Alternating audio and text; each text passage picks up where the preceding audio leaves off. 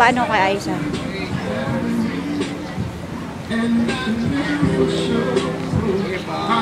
Ay agricultures. Sa umaga, siya ay nagtatrabaho. Sa gabi, siya ay walang pagod na nagtuturo. Kaya siya ay aming guro at pinagmamalaki ko na naging bahagi siya ng buhay ko. Hindi rin ako magiging pari kung hindi dahil sa kanya. At yung mga kapatid ko, dumaan lahat sa kanya mga palad. Also, isang karangalan, isang magiging na guro, isang kapagkakatiwalaan guro na kung saan ay naghubog ng mga kabataan, nagturo ng mga kabutihan. So, hindi lamang siya nagtatrabaho sa umaga, tapos walang pagod. Panggabi, siya ay magtuturo. So, sa St. John Academy before. So, doon po rin ako na high school. Kaya, nararapat lang na siya ay bigyan din ng bandilang ito. Nakikita nyo, bandilang yan sa paglilingkod niya sa bayan, sa paglilingkod niya sa atin. Maraming mga estudyante ang kanyang hinugo. Maraming mga farmers ang kanyang natulungan. So, gaano marami ang mga pinakain ng mga farmers na yun. Yung mga estudyante niya, ano na yung mga nakapagtapos. So, hindi mabibilang ang kanyang mga accomplishment. Yet, we recommend him to the Lord. But we pray that he may always enjoy the presence of God. So, ipanalangin natin na sana siya ay sa kanyang kabutihan, ipinamanas sa atin. Ipanalangin natin na tayo ay magkaroon lagi ng inspirasyon sa kanyang kasipagan, inspirasyon na titignan sa kanyang dedikasyon sa buhay at isang taong laging malalakitan. So, ito ang aming naging buhay at karanasan sa kanya at ito ang aming ipanalangin. Na sana siya ngayon ay maluwalhati makapasok sa kaharian ng Diyos.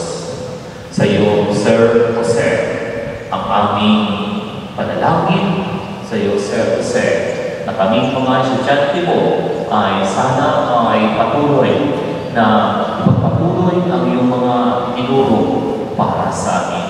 Mabuhay ka at ang aming panalangin para sa iyo.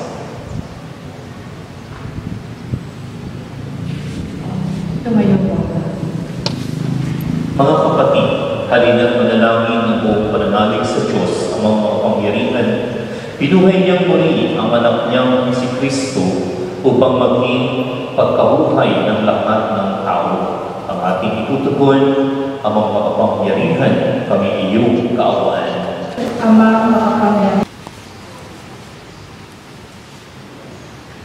When I received a text message and a phone call from two of my very dear friends, all of a sudden, face to face with my greatest fear. Questions filled my head, emotions were screaming out of my heart. But the voices of my two friends helped me keep myself together. Pwedeng Tagalog na lang. And in the very long hours that followed, they moved heaven and earth to get me home the fastest way possible.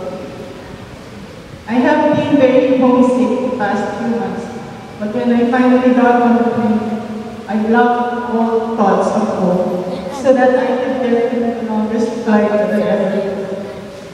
I drew strength from the camp people around. Si Ate Beg naiyak kasi di daw niya maintindihan yung sinasabi natin. Thus, in behalf of my family, my siblings, I take this opportunity to thank each one of you for standing by us in this very sad moment. We are overwhelmed by your love and generosity. The last 5 years showed us how many lives my father had touched, and that made us so proud. I am so sure that wherever he is, he will be flashing the biggest smile, seeing all of you here. Maraming salamat po, at God bless you.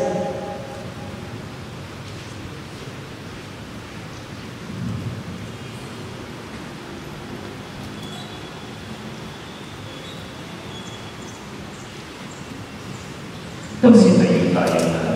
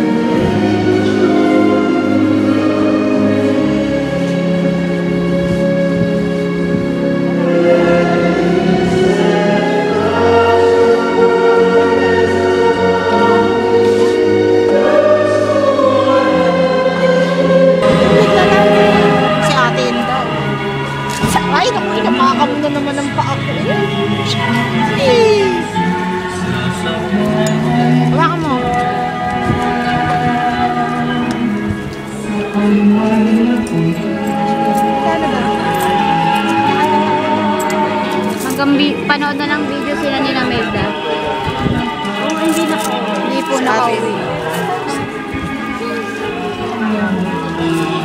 Ito ka pala.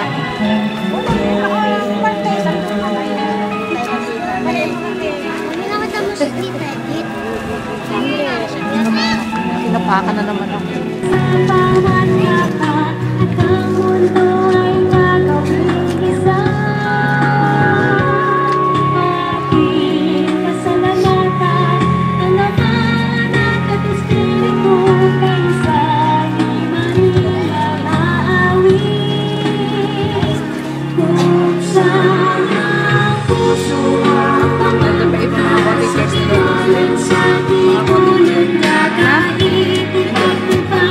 Isang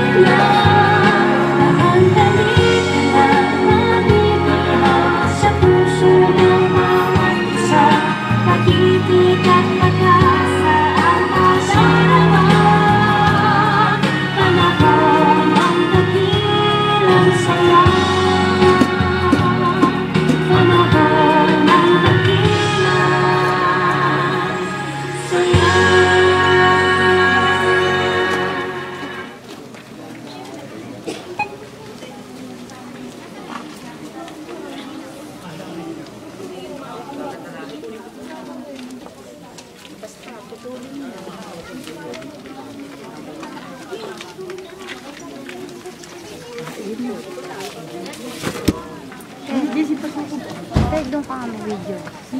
Saan? Okay na yan, naka-check na yan. Doon sa harapan.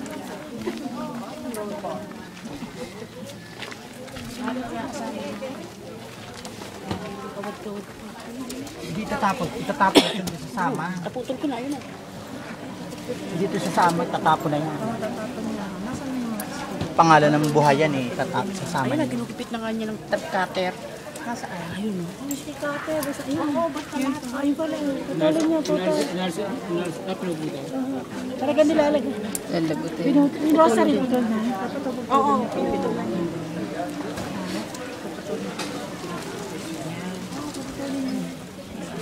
Ayun, nandun. May bababa ang video. Ipababaon pala kay sir yun eh. Alin? Yung rosary. Ayan, dapat Oo. yun din yun. Kanya yun eh. Puputulin din yung rosaryo. Pinutol na. Ayun sa kamay niya. Yung nasa kamay ng Chuse. Hindi, tatapon na lang niya. Hindi. Eh, espere. Espili, tagal mo yung kawan. Hindi, sino yan? Espere. Sino yan? Sino yan? Sino yan? Tatapon na niya sa malayo. Yung nasa kamay, Julius. May rosaryo sa kamay. Putol na, sa kamay. Putulin mo rin. Bubuksan. Bubuksan. Alis dyan. Bi, bubuksan ng loob. Ayan, Ano? putulin mo rin. Dapat nagbe-bless nga kayo sa lolo. Mag-bless kayo. Mag-bless kayo sa Bless kayo sa lolo. lolo. Last bless niyo na yan. Yan. Kunin niyo yung pera. May pera, kunin mo. Kung may pera, kunin nyo. May pera ba? Wala. Oo, meron. Kunin mo yun. Kunin nyo na ho yun. Kunin niyo na ho. Bawal ho magbaon ng pera.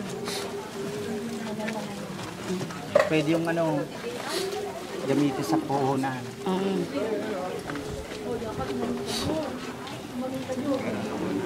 Kunin mo yung pera, Julius. Wala nang Sige, pera. go.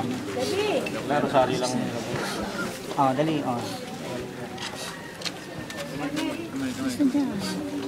May lalak daw pa bang mga apo? Wala naman. Lalaki na. Teka, hindi lapat eh, oh. Hindi lapat.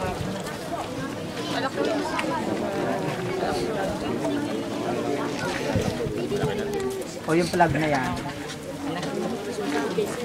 Kasama din yung silbeng plug.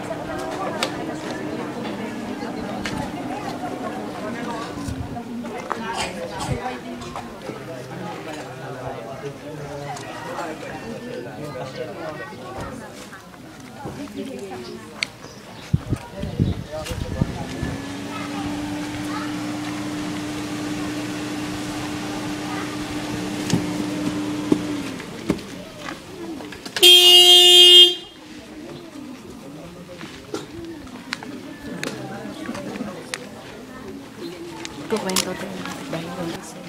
Na. Ayon. Na. Nakikita yun yung ano. Ang pamitaan ko dito. Nagpapalo. Paparlo.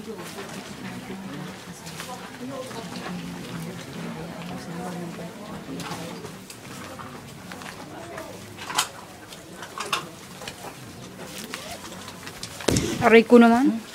Gusto ko tayo rin.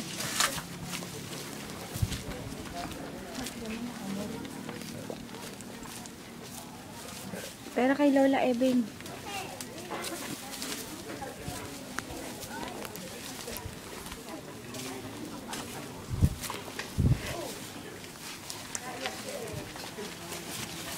Ay ko.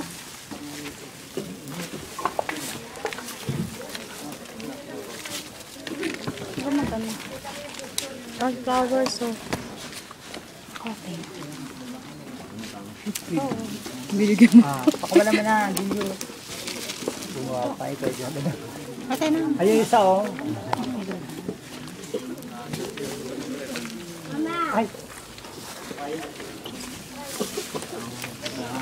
again later. Baba tayong bulaklak.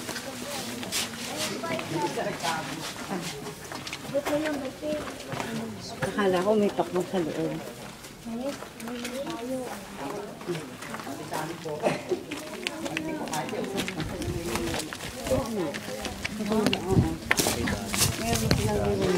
Kay daddy kasi.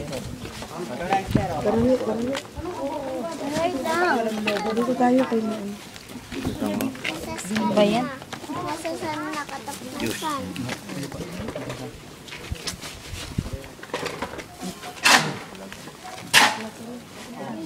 Nabibigay ko na namin. Bakit pinaan yan? Itulong si Lolo. For